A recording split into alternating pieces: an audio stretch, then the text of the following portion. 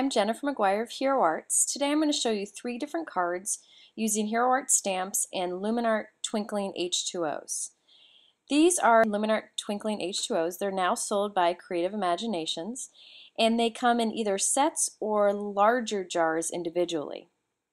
These are the sets. I like these. They come in this little holder, this gray foam holder, and you can take them out or keep them in the holder. I just like to keep them in the holder so I don't get them mixed up.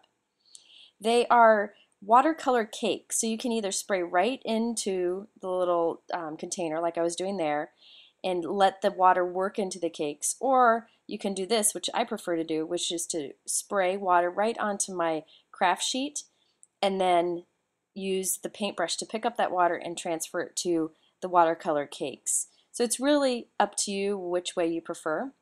But this way I can get a feel for how much paint is on my brush by going back and forth between the craft sheet and the watercolor cake itself. So I wanted to show you how to stamp with these watercolor cakes, these Twinkling H2Os. I haven't ever found a watercolor that I could stamp with before quite like these, and they also have this gorgeous luscious shimmer. So you can paint with them or stamp with them.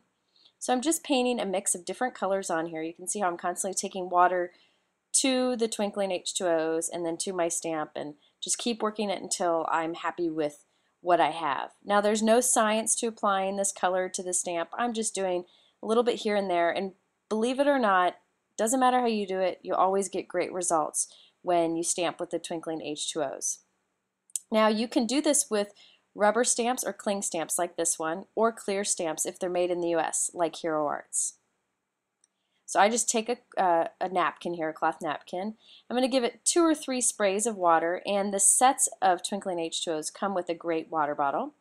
And then I'm just going to stamp this onto my white cardstock. So you can see how beautiful that image is. It's multicolor. I did a bunch of fall colors.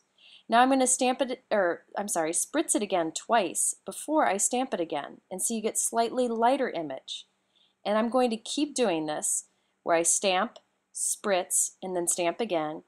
And each time the image gets lighter. So this is a great way to create a background with a favorite image, such as this maple leaf from Hero Arts. So I'm just going to cover up the entire background this way.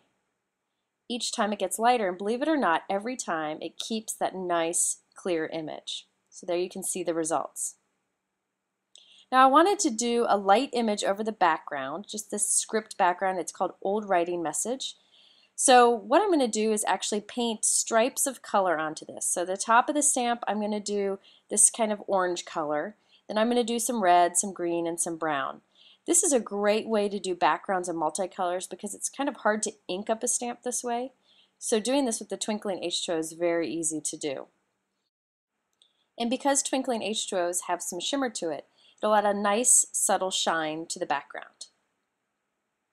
Now once I'm done covering this with the different colors that I like, I just need to re-moisten it, so I'm just giving it a few spritzes with water from about a foot away, and I'm going to stamp it off first. So on another piece of paper I'm going to stamp this, because this will be real bright and vibrant. Now I'm going to spray it again without cleaning it, and I'm going to stamp it again on that scrap piece of paper. Actually, we'll come back to this piece of paper later on. I'm just going to let it be offset a little bit. So that one was a little bit lighter than the first. Now I'm going to stamp it onto my leaf background. So I'll just spritz it a few more times. Now it's lighter. If I would have gone with the first paint of color, I would have had it kind of washed out my leaves because it would have been so dark. So now I have this subtle little script background. Next, I wanted to have a main leaf where it was solid and I could put it on the front of the card. So I just did the same technique as before. Colored it with the Twinkling H2Os right onto the rubber, spritzed it and stamped it, and now I'm just painting in with a lighter bit of color. So I'm using a little bit more water for this. I'm just going to paint it in. There's really no science to it. It doesn't have to be perfect. It makes it look more realistic if it's not. So I cut this out and I put it on the card. I stamped a greeting right onto it too. So you can see the final results here.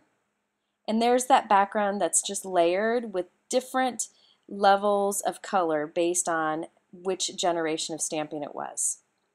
Now I'm going to use that scrap piece from before to create the background here. So I'll show you how to do this card also.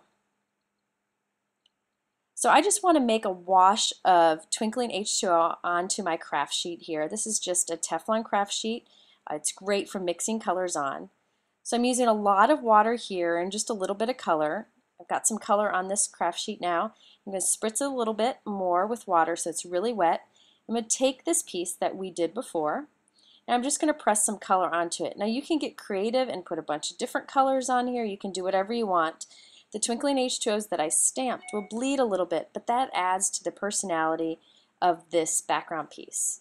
And as you heat it, it will curl up, but then as you keep heating it, it will curl back down so the warping will go away. So there's that background there that I did using that extra piece. Now I'm going to show you how to do that tree.